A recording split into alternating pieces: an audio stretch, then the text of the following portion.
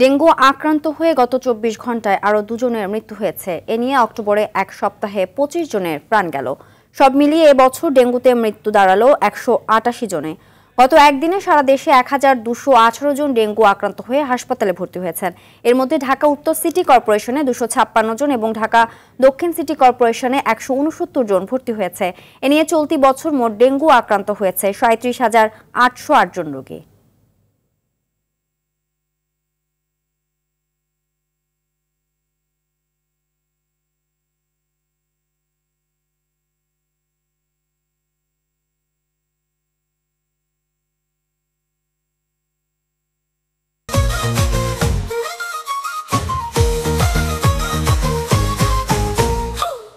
দর্শক, এই মুহূর্তে রাজধানীর মহাখালীর ডিএনসিসি হাসপাতালে আছেন সহকর্মী বিপুল দেবরায়, সরাসরি যুক্ত হচ্ছেন তিনি। বিপুল, কেমন দেখছেন হাসপাতালে ডেঙ্গু রোগীর পরিস্থিতি? কি বলছেন চিকিৎসকরা, জানাবেন।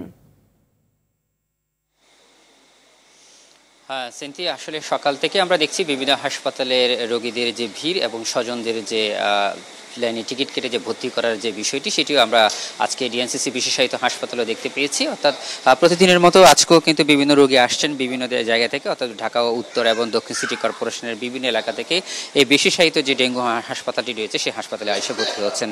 আপনাকে জানিয়ে চাই যে আসলে এই ডেঙ্গুর যে প্রকোপটা বৃদ্ধি পেয়েছে সেটা আমরা গত কয়েকদিন ধরে হাসপাতালের চিত্র দেখলে বুঝতে পারছি। অর্থাৎ গত এক সপ্তাহ ধরে কিন্তু ২৫ জনের কিন্তু মৃত্যু হয়েছে এই ডেঙ্গুতে। সেই সাথে রোগীর যে বৃদ্ধির যে বিষয়টি, অর্থাৎ হাসপাতালের বেডে আসার যে বিষয়টি, সেটি একেবারে চোখে পড়ার মতো। তবে একটি জিনিস বলে দিতে চাই, সেটা হচ্ছে প্রাপ্তবয়স্ক যারা রয়েছেন তাদের পাশাপাশি কিন্তু বৃদ্ধ এবং শিশুরা কিন্তু আক্রান্ত হচ্ছেন এবং বলা হচ্ছে যে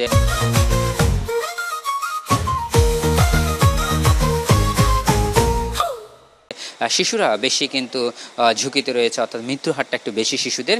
আর কারণটা হচ্ছে এই শিশুগুলোকে অনেক সময় দেখা যাচ্ছে আক্রান্ত হওয়ার পরে অনেক সিনড্রোম, অর্থাৎ যে উপসর্গগুলো না বোঝার কারণে দেরিতে নিয়ে আসছেন এবং সেটা জটিল রোগ ধারণ করছে। আর আমরা মহাখালী যে বিশেষায়িত ডিএনসিসি হাসপাতালটি রয়েছে সেখানকার চিকিৎসকরা আমাদেরকে জানিয়েছেন যে আসলে গত কয়েক মাস ধরে যেভাবে যে প্রবণতা ছিল হাসপাতালে ভর্তি, তার চেয়ে একটু বৃদ্ধি পেয়েছে। তবে তারা বলছেন অতি দ্রুত সময়ের মধ্যে যারা এই হাসপাতালে এসে পৌঁছাচ্ছেন সেসব রোগীদেরকে ভালোভাবে চিকিৎসা দিয়ে তাদেরকে বাড়িতে ফেরাতে পারছেন। শুধুমাত্র যারা দেরিতে করছেন, অর্থাৎ আক্রান্ত হওয়ার কয়েকদিন পর যারা হাসপাতালে আছেন তারা একটু জটিল রোগে আক্রান্ত হচ্ছেন এবং তাদেরকে ভালো করতে একটু সমস্যা হচ্ছে।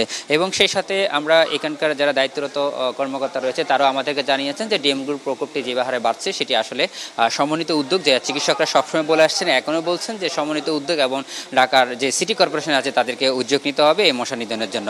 সেই সাথে সাধারণ মানুষকে সচেতন হতে হবে এবং রোগীদেরকে সচেতন হতে হবে যাতে এই ডেঙ্গুর প্রকোপটা বিস্তার না করে। সিনথিয়া, এই ছিল আমার কাছে সর্বশেষ তথ্য। ধন্যবাদ।